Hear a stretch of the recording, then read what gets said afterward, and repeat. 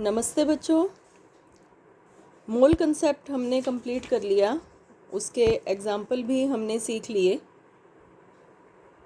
अब हमें अगला टॉपिक लेना है स्टोइकियोमेट्री और स्टोइकियोमेट्रिक परिकलन।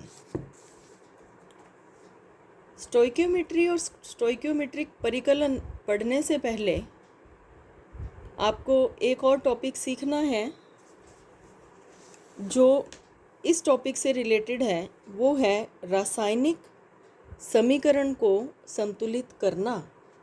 किसी भी रासायनिक अभिक्रिया को जब कागज़ पर बताया जाता है तो वो रासायनिक समीकरण की सहायता से बताया जाता है। रासायनिक अभिक्रिया प्रयोगशाला में, वातावरण में हो रही है, लेकिन अगर हमें उसे लिखना है सूत्रों की सहायता से, फिर हम उसे कहते हैं उस अभिक्रिया का समीकरण। लेकिन विभिन्न प्रकार के स्टोइकियोमेट्रिक परिकलन करने के लिए हमें रासायनिक समीकरण हमेशा संतुलित रूप में चाहिए होती हैं। तो अब पहले तो ये समझेंगे कि संतुलित रासायनिक समीकरण का क्या मतलब है, फिर ये देखेंगे कि समीकरण को संतुलित कैसे किया जाता है।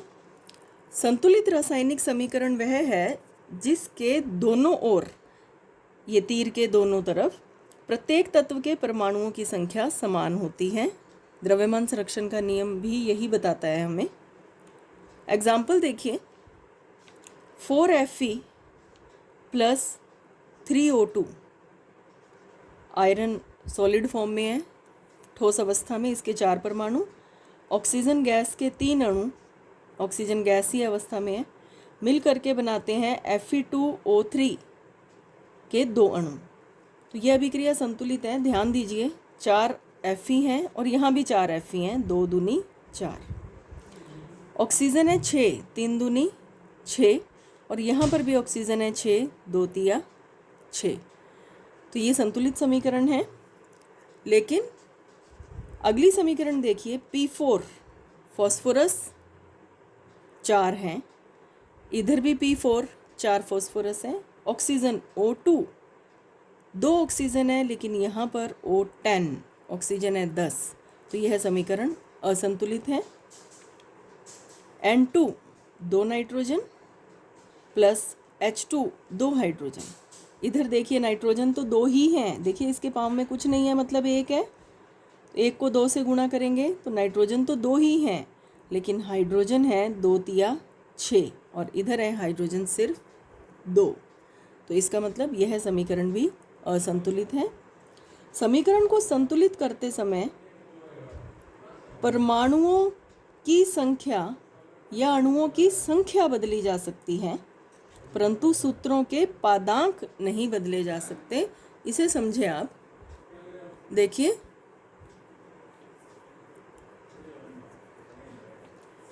अणुओं या परमाणुओं की संख्या का मतलब हम यहाँ पर कुछ भी लगा सकते हैं, क्रियाकारकों में भी और क्रियाफल में भी, लेकिन ये नहीं बदल सकते जो इसके पाम में लिखा हुआ है।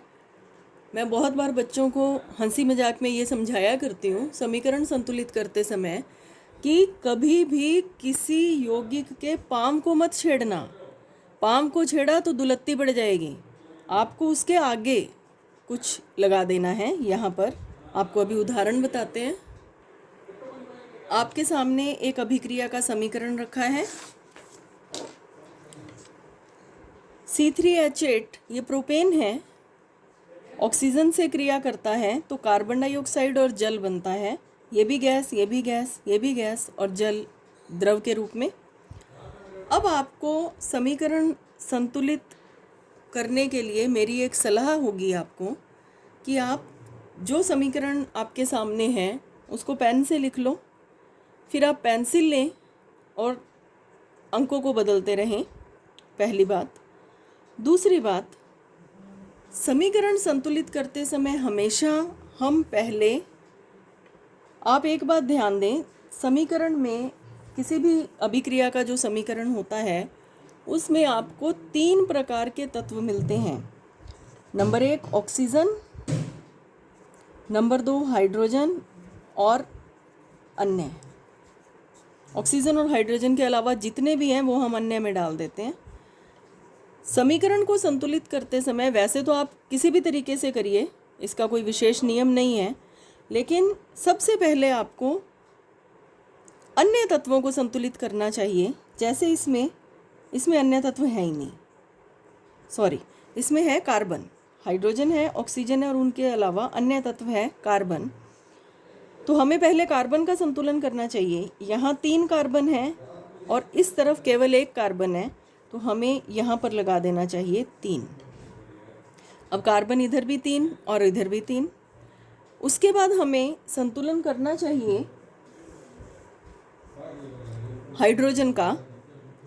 हाइड्रोजन इसमें 8 है और इधर है केवल 2 हाइड्रोजन, यहाँ 8, यहाँ 2। हमने अभी बात की कि पैर को नहीं छेड़ना है, स्टार्टिंग में कुछ लगा सकते हैं। तो यहाँ अगर हम 4 लगा दें तो 4 दूनी 8, ये भी 8। अब ऑक्सीजन को चेक करते हैं। इधर ऑक्सीजन 2, लेकिन इधर ऑक्सीजन, ध्यान से गिनेंगे बेटा, 3 दूनी 6 प्लस 4, टोटल ऑक्सीजन हो गई 10 और इधर है केवल 2, तो हम इसके सामने लगा देते हैं 5।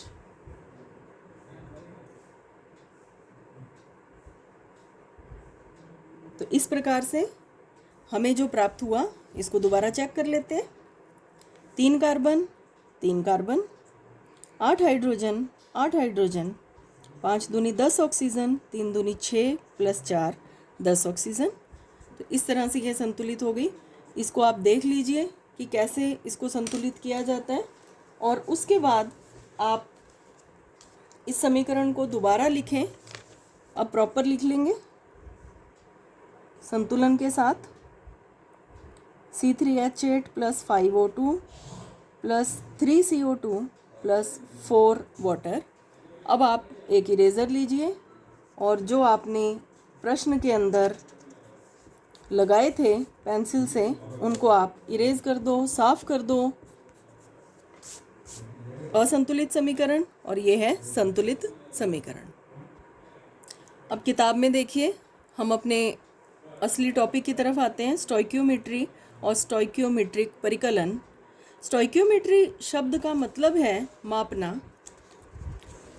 इसके अंतर्गत वे अभिक्रियाएं आएंगी या रासायनिक अभिक्रियाओं में कितना अभिकारक है और कितना उत्पाद है, ये इसमें पढ़ाया जाता है। तो स्टोइकियोमेट्री का मतलब है किसी भी रासायनिक अभिक्रिया के क्रियाकारकों और क्रियाफलों के द्रव्यमानों का तुलना करना कि कितने अभिकारक काम आए, कितने उत्पाद बने, किसकी कितनी मात्रा थी। वो मात्रा ग्राम में भी हो सकती है, मोल में भी हो सकती है, तो वो सब स्टोइकियोमेट्री के अंतर्गत आता है।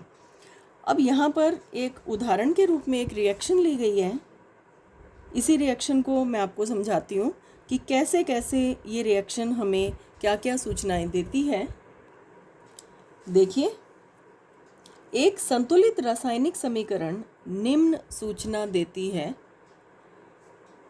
ये संतुलित रासायनिक समीकरण है CH4, ये मेथेन गैस है। आप नया सूत्र आपके सामने आ रहा है, लिखें तो लिख लें इसको और याद कर लें। CH4 मेथेन, यह ऑक्सीजन के 2 अणुओं के साथ क्रिया करके कार्बन डाइऑक्साइड और जल बनाती है। इसे मेथेन का ऑक्सीकरण या मेथेन का दहन भी बोलते हैं। तो ये किस किस की सूचना दे रही है? अणुओं की संख्या के बारे में। यह समीकरण बता रही है कि मेथेन का एक अणु क्रिया करता है ऑक्सीजन के 2 अणुओं से, जिससे बनते हैं कार्बन डाइऑक्साइड का एक अणु और जल के 2 अणु। तो समीकरण हमें ये सूचना दे रही है कि मेथेन का एक अणु ऑक्सीजन के 2 अणुओं से क्रिया करके कार्बन डाइऑक्साइड का एक अणु और जल के 2 अणु बना रहा है। अब जितने अणु होते हैं, वैसे एक अणु सिंगल तो क्रिया करेगा नहीं, बहुत छोटा होता है। हम जब मात्रा लेते हैं तो वास्तव में मात्रा ली जाती है मोल में। तो मेथेन का 1 मोल ऑक्सीजन के 2 मोल से क्रिया करके कार्बन डाइऑक्साइड का 1 मोल और जल के 2 मोल बनाता है। ये सूचना भी हमें समीकरण दे रही है। ग्राम द्रव्यमान के बारे में सूचना दी जाती है। मेथेन का ग्राम द्रव्यमान यह मोलर द्रव्यमान से संबंधित होगा। CH4 इसका अणुभार होता है 16 और इसके ग्राम अणुभार या मोलर द्रव्यमान को अगर हम व्यक्त करें तो इसका 16 ग्राम, क्योंकि इसका एक ही अणुभाग ले रहा है, तो 16 ग्राम क्रिया करेंगे। ऑक्सीजन के एक परमाणु का भार होता है 16, टोटल 4 परमाणु हैं, तो ये हो जाएंगे 64 ग्राम क्रिया करते हैं। मेथेन के 16 ग्राम और ऑक्सीजन के 64 ग्राम आपस में क्रिया करते हैं। कार्बन डाइऑक्साइड इसका मोलर द्रव्यमान 44 ग्राम होता है। कार्बन डाइऑक्साइड के 44 ग्राम बनते हैं। एक जल का मोलर द्रव्यमान होता है 18 ग्राम, तो 2 जल का हो जाएगा 36 ग्राम। तो इसका मतलब ग्राम द्रव्यमान के बारे में यह संतुलित समीकरण हमें यह सूचना दे रही है कि 16 ग्राम मेथेन 64 ग्राम ऑक्सीजन के साथ क्रिया करके 44 ग्राम कार्बन डाइऑक्साइड और 36 ग्राम जल देती है। ये ग्राम है, गैस नहीं है, ध्यान देना। अब है STP पर आयतन। अगर यह पूरी अभिक्रिया STP पर करवाई जाए, अब मोल से चलेंगे, क्योंकि इसका 1 मोल है, तो मेथेन के 22.7 लीटर क्रिया करते हैं। ऑक्सीजन के 2 मोल हैं, 45.4 लीटर ऑक्सीजन से। मेथेन के 22.7 लीटर, ऑक्सीजन के 45.4 लीटर से क्रिया करते हैं। ऑक्सीजन के 45.4 लीटर से क्रिया करते हैं और बनता है कार्बन डाइऑक्साइड का, क्योंकि 1 मोल बन रहा है तो 22.7 लीटर। जल के 2 मोल बन रहे हैं तो 45.4 लीटर। तो यह समीकरण हमें पूरी तरह से बता देती है। हम चाहें तो अणुओं के रूप में भी देख सकते हैं, किसके कितने अणु भाग ले रहे हैं और कितने बन रहे हैं। मोल के रूप में भी देख सकते हैं, द्रव्यमान के रूप में भी देख सकते हैं, और अगर STP पर अभिक्रिया हो रही है और गैसेस हैं उसमें, तो गैसेस का आयतन लीटर के रूप में भी देख सकते हैं। ये बात अगर आपको समझ में आ जाती है तो आपके प्रश्न बहुत हद तक हल हो जाते हैं। आपको कोई भी न्यूमेरिकल करने से पहले इस तरह से संतुलित समीकरण लिख करके उसकी नीचे डिटेल लिख लेनी चाहिए। आप न्यूमेरिकल इजीली हल कर पाते हैं। जैसे कि आपका प्रश्न है बुक में 1.4 बुक एक्सरसाइज, ये प्रश्न है, आप अपनी किताब में खोल करके इसको देखिए। प्रश्न है, प्राप्त कार्बन डाइऑक्साइड की मात्रा का परिकलन करें जब 1 मोल कार्बन को हवा में जलाया जाता है। एक बात तो सभी बच्चे ध्यान रखेंगे कि जब भी किसी पदार्थ को जलाया जाता है तो प्लस ऑक्सीजन होगा। पहली बात तो आपने ये याद रखनी है, हमेशा ऑक्सीजन प्लस होगा। ऑक्सीजन से क्रिया मतलब जलाना। तो 1 मोल कार्बन को हवा में जलाने पर कितनी कार्बन डाइऑक्साइड बनेगी, और यदि 1 मोल कार्बन को 16 ग्राम ऑक्सीजन में जलाएंगे तो कितनी कार्बन डाइऑक्साइड बनेगी। तो सबसे पहला स्टेप है संतुलित रासायनिक समीकरण लिखना। तो इसकी संतुलित रासायनिक समीकरण आपके सामने है। कार्बन ऑक्सीजन से क्रिया, जलना मतलब आपको बताया अभी, कार्बन डाइऑक्साइड बन रही है, ये आपको प्रश्न में ही बता दिया। यह अभिक्रिया ऑटोमेटिकली संतुलित ही है। तो अब हमें प्रश्न में पूछा गया है 1 मोल कार्बन को जलाने पर कितनी कार्बन डाइऑक्साइड बनेगी, हमें उसकी मात्रा मतलब ग्राम में मात्रा बतानी है। तो हम इसके नीचे डिटेल लिख लेते हैं। अणु लिखने की ज़रूरत नहीं है क्योंकि अणुओं के बारे में कुछ पूछा नहीं गया। मोल लिख लेने चाहिए। कार्बन का 1 मोल क्रिया करता है ऑक्सीजन के 1 मोल से, ऑक्सीजन गैस के 1 मोल से, और बनता है कार्बन डाइऑक्साइड का 1 मोल। अब हमें इस प्रश्न में द्रव्यमान के बारे में भी पूछा गया है, तो हम द्रव्यमान लिख देते हैं। कार्बन का 1 मोल मतलब 12 ग्राम, ऑक्सीजन का 1 मोल मतलब 32 ग्राम ऑक्सीजन, और कार्बन डाइऑक्साइड के 1 मोल का मतलब 44 ग्राम ऑक्सीजन। ठीक है, अब हम करते हैं इसका पहला भाग।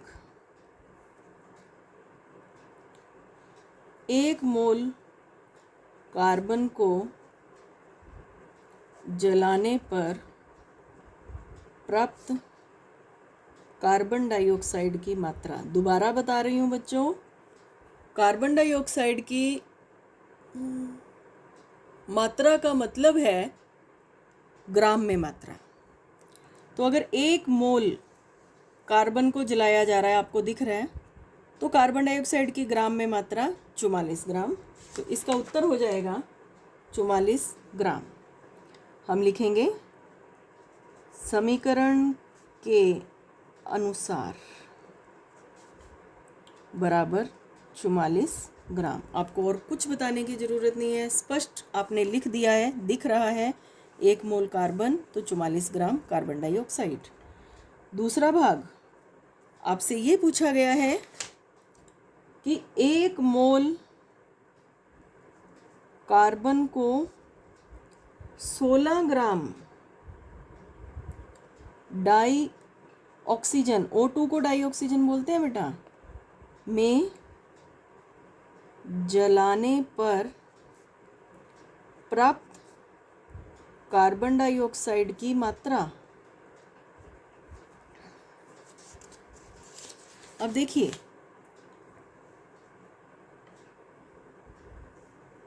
अगर हम 1 मोल कार्बन को 32 ग्राम ऑक्सीजन के साथ जला रहे थे तो 44 ग्राम कार्बन डाइऑक्साइड प्राप्त हो रही थी। तो हम यहाँ लिखते हैं, गणित का बिल्कुल सिंपल सवाल के रूप में करेंगे।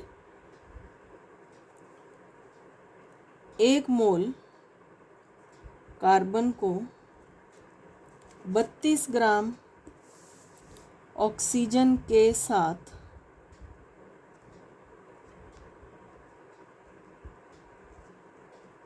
जलाने पर प्राप्त कार्बन डाइऑक्साइड बराबर 44 ग्राम। तो 16 ग्राम ऑक्सीजन के साथ कार्बन डाइऑक्साइड कितनी प्राप्त होगी?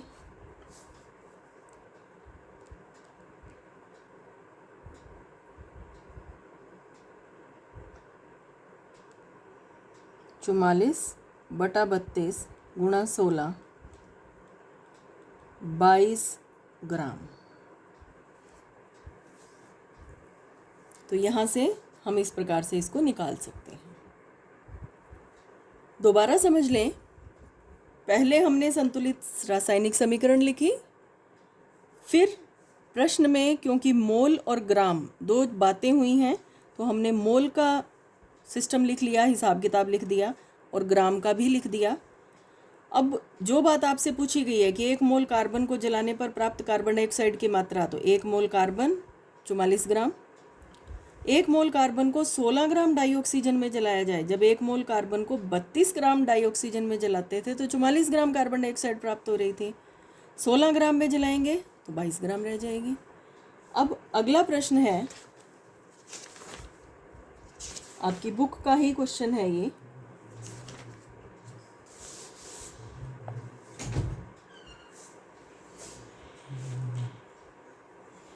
एक पॉइंट 34, प्रश्न 1.34।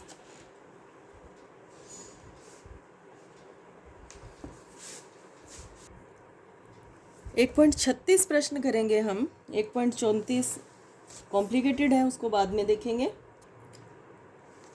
प्रश्न 1.36, प्रयोगशाला में क्लोरीन का विरचन मतलब क्लोरीन बनाने के लिए मैग्नीज डाइऑक्साइड का जलीय विलयन HCl के विलयन के साथ क्रिया करवाने पर समीकरण है, समीकरण हम लिख रही हूँ मैं, जो प्रश्न में दी गई है।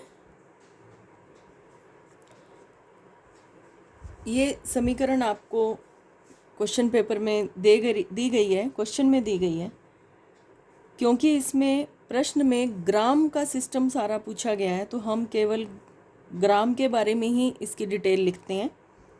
HCl का भार निकाला 36.5, 4 अणु हैं तो 146 ग्राम। मैग्नीज डाइऑक्साइड का भार होता है 87 ग्राम। एक जल का 18 तो 18 दूना 36। मैग्नीज क्लोराइड का 126 ग्राम। क्लोरीन का 71 ग्राम।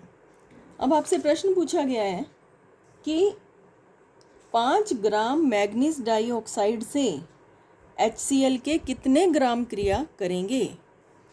अब ये समीकरण अगर हमने इतना काम कर लिया तो आगे का काम बहुत आसान हो जाता है। पहले हम देखेंगे कि दी गई समीकरण में क्या है। हम लिखते हैं 87 ग्राम मैग्नीज डाइऑक्साइड से